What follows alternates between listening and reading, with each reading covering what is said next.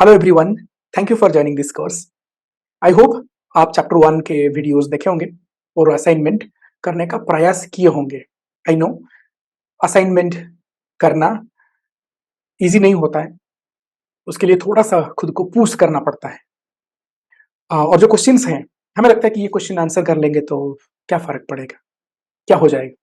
But the truth is, जब आप एक चीज को ऊपर अपना फोकस डालते हैं, उसके ऊपर आप सोचते हैं, आप कुछ लिखते हैं, देन आपका दिमाग अपने आप आपको आइडियाज देने लगता है, सोल्यूशन देने लगता है। थोड़ा सा पुश कीजिए और पेन एंड पेपर लीजिए और अपना असाइनमेंट को कंप्लीट करने का प्रयास कीजिए। आप सोचिए, आज इस वीडियो में हम लोग एक बहुत ही इंपॉर्टेंट एस्पेक्ट के बारे में बात करेंगे। मैरिज को लेके आप काम करना चाहते हैं, बहुत ही अच्छा बात है। आप अपना मैरिज को बेहतर बनाना चाहते हैं और भी बहुत बढ़िया बात है। लेकिन आपके मैरिज को बेहतर बनाने से पहले आपको और एक चीज करना पड़ेगा। वो है, आपको खुद के ऊपर काम करना पड़ेगा।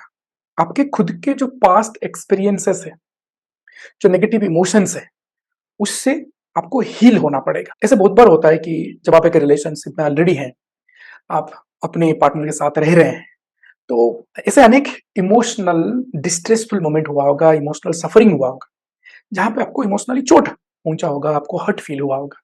लेकिन आप उसको लेके कभी बात नहीं किए हैं, उस चीज को कभी रिजॉल्व नहीं किए हैं, और वो इमोशनल जो सप्रेशन है, जो आप सप्रेस करके उसको रखे हैं, वो कहीं ना कहीं लाइफ में बाहर आता है और वो रिलेशनशिप को टॉक्सिक बना देता है, प्रॉब्लमेटिक बना देता है।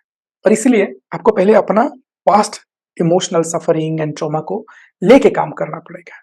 उसके बाद आप अपना लव, अपना रिलेशनशिप के ऊपर काम कर सकते हैं। जब तक आप खुद के वो इमोशनल डिस्ट्रेस के ऊपर काम नहीं किए हैं, आप तब तक रिलेशनशिप को बेहतर नहीं बना सकते।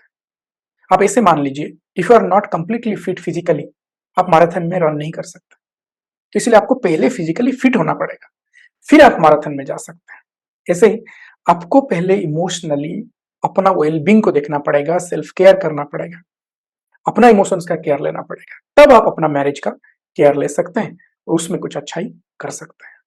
और इसीलिए ये इंपॉर्टेंट है कि हमें ये समझना पड़ेगा, हमारा अपना पास्ट इमोशंस या पास्ट डिस्ट्रेस एंड स्ट्रेस आज के टाइम पर हमें कैसे इंपैक्ट कर रहा है, या ये कैसे हमारे रिलेशनशिप को ऊपर अफेक्ट करता है नेगेटिवली।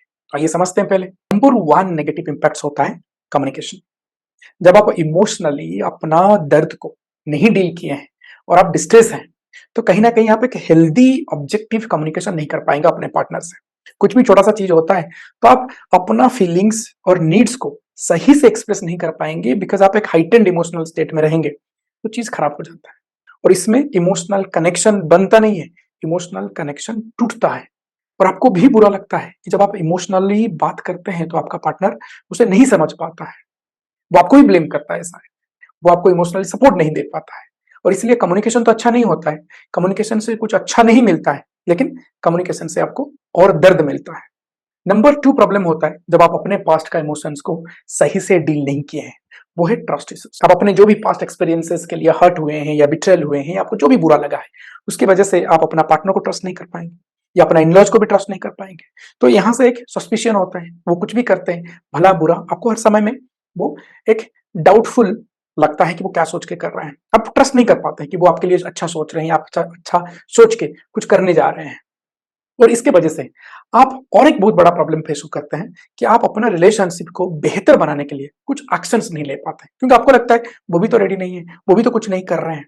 और ट्रस्ट के इशू वजह से आप इनसिक्योर हो जाते हैं अपने ही रिलेशनशिप में। आपको हर समय एक वैलिडेशन का जरूरत होता है, एक एश्योरेंस का जरूरत होता है, और जब वो नहीं मिलता है आपको फिर दर्द होता है। तो ये एक लूप बन जाता है। Number 3, emotional distance.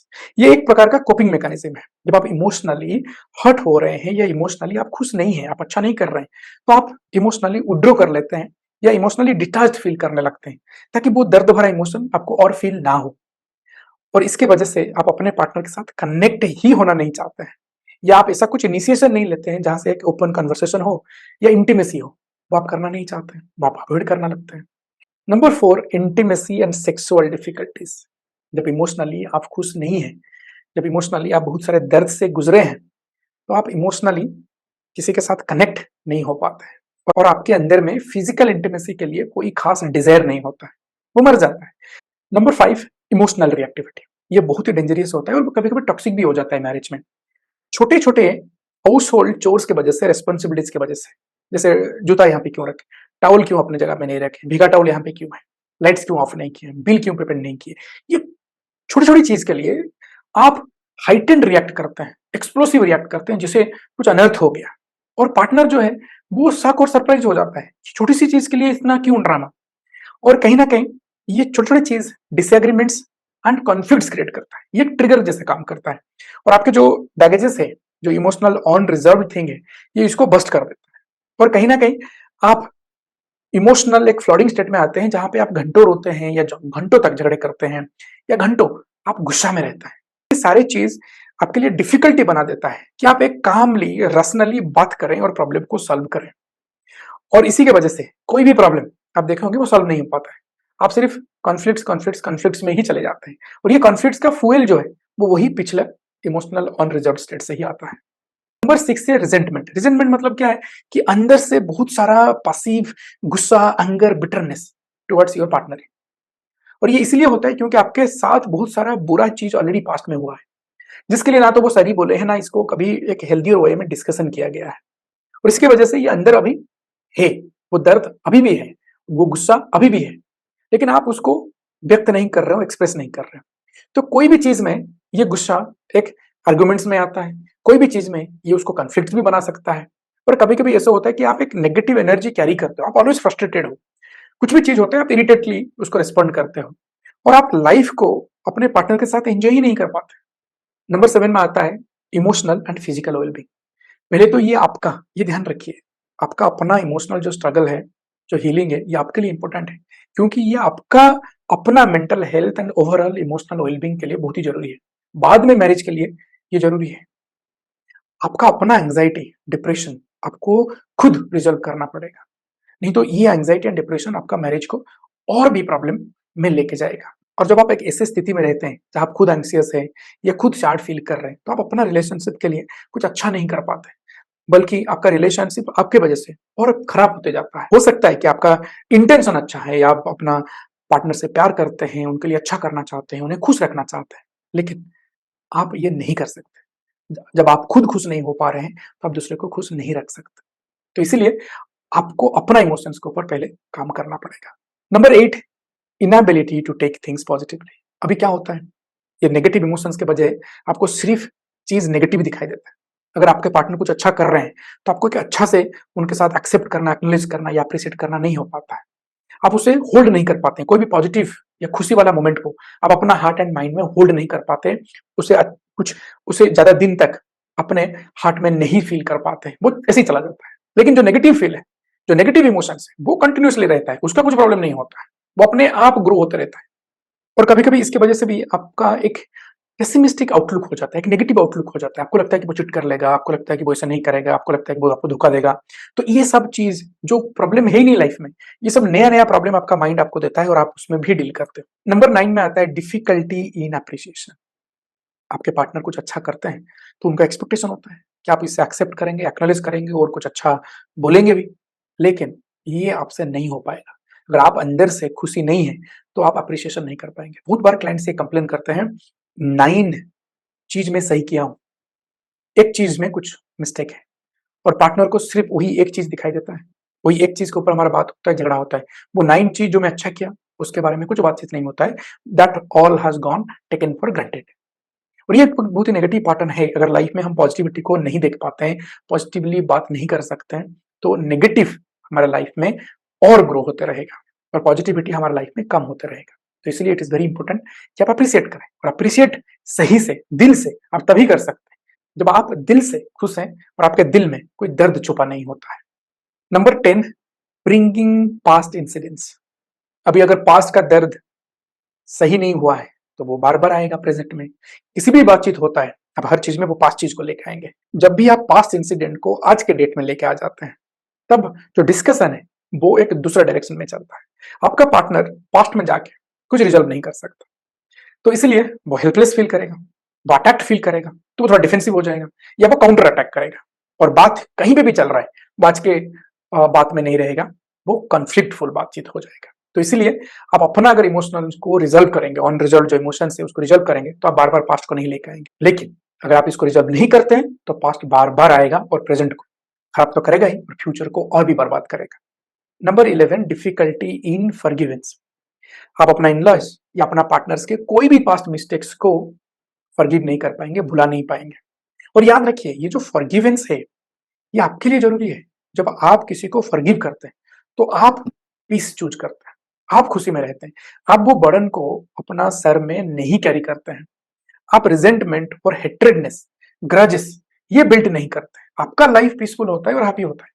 इसीलिए आपको अपना पिछले जो दर्द है उसको हील करना पड़ेगा, तब जाके आप इन्हें फॉरगिव कर पाएंगे। तो इसीलिए इंपॉर्टेंट है कि आप पिछले जो दर्द है उसके ऊपर काम कीजिए। Number 11, low self esteem and self worth. जब आप दर्द में रहते हैं, जब आप स्ट्रगल करते हैं अपने इमोशनल अपने ही अंदर में, कभी कभी इसके वजह से आप खुद को इनसफिशिएंट, इनएडिक्वेट मानते हैं, आपके अंदर में सेल्फ डाउट हो जाता है। और ये नेगेटिव सेल्फ इमेज की वजह से आप कॉन्फिडेंटली अपना रिलेशनशिप के ऊपर कुछ नहीं कर सकते, और बहुत बार आप एक हेल्दी बाउंड्री भी सेट नहीं कर पाते। जो चीज में आपको बोलना है नो, आप वहां पे नो नहीं बोल पाते हैं, आप जबरदस्ती उसको करते हैं, फिर बाद में इस चीज को लेके कंप्लेन करते रहते हैं। ये तो बेहतर है कि आप पहले ही नो बोल दो, लेकिन आप नो नहीं बोल पाते। Number 12, not doing your best. जब आप इमोशनली अपना बेस्ट स्टेट में नहीं है तो आप अपना बेस्ट नहीं देते, भले घर का काम हो, भले रिलेशनशिप के लिए हो, या भले ही अपना इनलॉज के लिए हो। जब आप अपना बेस्ट नहीं दे पाते हैं, अपना रोल्स एंड रिस्पॉन्सिबिलिटीज सही से नहीं निभा पाते हैं, तब ये लीड्स टू कंफ्यूजन, और वो कंफ्यूजन से फिर होता है conflicts. Finally, on healthy coping mechanism. हमारे बॉडी अपने आप कुछ ना कुछ कोपिंग मैकेनिज्म डेवलप करता है ताकि ये इमोशनल डिस्ट्रेस को बॉडी से बाहर फेंका जाए या इसको डील किया जाए। और जब आप कॉन्शियसली इसको डील नहीं कर रहे हैं तो डिफॉल्ट मोड में कुछ नेगेटिव कोपिंग मैकेनिज्म आ जाता है, जैसे सब्सटेंस यूज, लोग स्मोक करते हैं, अल्कोहल पीते हैं, तो ये एक नेगेटिव हो गया। दूसरा नेगेटिव होता है एक्सेसिव वर्क। कोई कोई चीज को अवॉइड करने के लिए ऑफिस में घंटों काम करते हैं, कंप्लीटली बिजी रहते हैं, ताकि ये जो ट्रॉमा है, ये जो इमोशनल पेन है, ये उनको फील ना हो। नेक्स्ट है ओवर ईटिंग। ओवर ईटिंग मतलब इसको स्ट्रेस ईटिंग भी बोला जाता है, जहां जब आप स्ट्रेसफुल हो या डिस्ट्रेस में हो तो आपको खाने का मन होता है, और फूड टेम्परली रिलीफ करता है, लेकिन बाद में ये हेल्थ इशू क्रिएट करता है, वेट इशू क्रिएट करता है। तो इसी से नेगेटिव कोपिंग मैकेनिज्म। बहुत लोग आजकल बिंजो वॉचिंग करते हैं, टीवी देखते रहते हैं, सीरियल देखते रहते हैं, या इंस्टाग्राम में रील्स देखते हैं, शॉर्ट्स देखते हैं टाइम पास करने के लिए, लेकिन ये भी एक एडिक्शन बन सकता है, और ये आपको इमोशनली, मेंटली रिलैक्स नहीं कराता है, ये सिर्फ बिजी रखता है ताकि आपको अपना जो स्टेट है, इमोशनल जो दर्द है वो फील ना हो। और ये एक सही टेक्निक नहीं है या स्ट्रैटेजी नहीं है अपना इमोशंस से डील करने के लिए। ये सारे कोपिंग मैकेनिज्म आपके लिए हेल्पफुल नहीं है। ये आपके हेल्थ, आपके मेंटल हेल्थ, फिजिकल हेल्थ सबके लिए हानिकारक है, और सिमिलरली आपके रिलेशनशिप के लिए भी हानिकारक है, क्योंकि आप अगर काम कर रहे हो तो रिलेशनशिप में हो ही नहीं, अगर आप बिंज वॉचिंग कर रहे हो तो आप क्वालिटी टाइम अपना पार्टनर के साथ स्पेंड नहीं कर रहे हो, तो कहीं ना कहीं इस नेगेटिव कोपिंग मैकेनिज्म के लिए आपका रिलेशनशिप सफर होता है। So it is very important कि आप अपना इमोशंस के ऊपर काम करें, अपना इमोशनल वेल बीइंग के ऊपर काम करें, एक calmful, peaceful and positive mental state and emotional state build करें। विदाउट दिस आप कुछ भी कर लीजिए, आप अपना मैरिज को डेवलप नहीं कर सकते, बेटर नहीं बना सकते। आप थोड़े समय के लिए तो कर सकते हैं, लेकिन ये सस्टेनेबल नहीं होगा। और इसीलिए हम पैरेलली, जब आप मैरिज के ऊपर काम कर रहे हैं, आपको अपने ऊपर भी काम करना होगा। I will share lot of technique of self healing and to leave a distress free life. और आज हम डिस्कशन करेंगे पहला टेक्निक के ऊपर।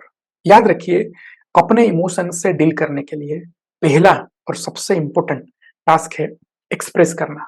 अगर पानी एक बोतल में ज्यादा दिन तक रहेगा तो खराब हो जाएगा, तो पानी जब फ्लो हो रहा है तो वही पानी अच्छा रहता है, हेल्दी रहता है, और आप वो उसको पी सकते हैं। ऐसे ही इमोशंस भी फ्लो होना चाहिए। अगर आप इमोशन को अंदर में दबा के रखेंगे, सप्रेस करेंगे, रिप्रेस करेंगे, तो ये टॉक्सिक हो जाता है। और आप कैसे इमोशन को एक्सप्रेस करेंगे? सबसे बढ़िया बात है कि अगर आपके पास कोई बेस्ट फ्रेंड है या आपका पार्टनर है, आपके साथ उसको शेयर कर सकते हैं। लेकिन प्रॉब्लम यह है कि हर कोई आपका इमोशंस को सुन के आपके साथ एक एम्पैथेटिक रिलेशनशिप या बॉन्ड क्रिएट नहीं कर सकता, तो इसलिए वो फ्लो नहीं होता है, वो बाउंस बैक हो जाता है।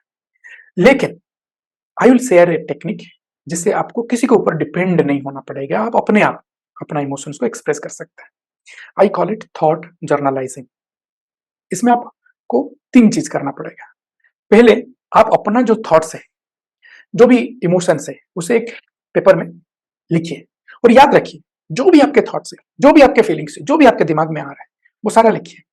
इसे आप जज मत कीजिए, इवैल्यूएट मत कीजिए, ये अच्छा है, ये बुरा है, ये मैं नहीं लिखूँगा, ओके, ये गुड आइडिया है, कुछ नहीं। जैसे ही थॉट्स आ रहा है, जो भी थॉट्स आपका पिछले 2-3 घंटा में या एक आज पूरा दिन में हुआ है, अगर आप शाम में लिख रहे हैं, तो उसको सारा लिखिए कि आज ये सुबह ऐसे-ऐसे सोच आ रहा था, ये मैं कर रहा था, ये ऐसे किया, ऐसे मैं सोच रहा था, ये मुझे फ़ील हुआ, वो सारा चीज़ आप एक पेपर में लिखिए। लिखने के बाद सेकंड इसको आप क्लियर कीजिए, इसको छोटा-छोटा पीस कीजिए। याद रखिए इसको आपको पढ़ना नहीं है दोबारा, आप एक बार लिख लीजिए, वही पर्याप्त है, समाप्त है। इसको ऐसे आप छोटे-छोटे टुकड़े कर दीजिए और इसको छोटे टुकड़े करने के बाद ये सेकंड स्टेप है, इसको आप एक ग्लास में डाल दीजिए, ठीक है? इसको हम बोलते हैं डिज़ॉल्व, उसमें थोड़ा-सा पानी आप ऐसे डाल दीजिए और इसे कुछ समय के लिए छोड़ दीजिए और इसके बाद थोड़ा समय के बाद आप इसको डिस्पर्स कर सकते हैं, पेपर को फेंक सकते हैं और पानी को भी फेंक सकते हैं।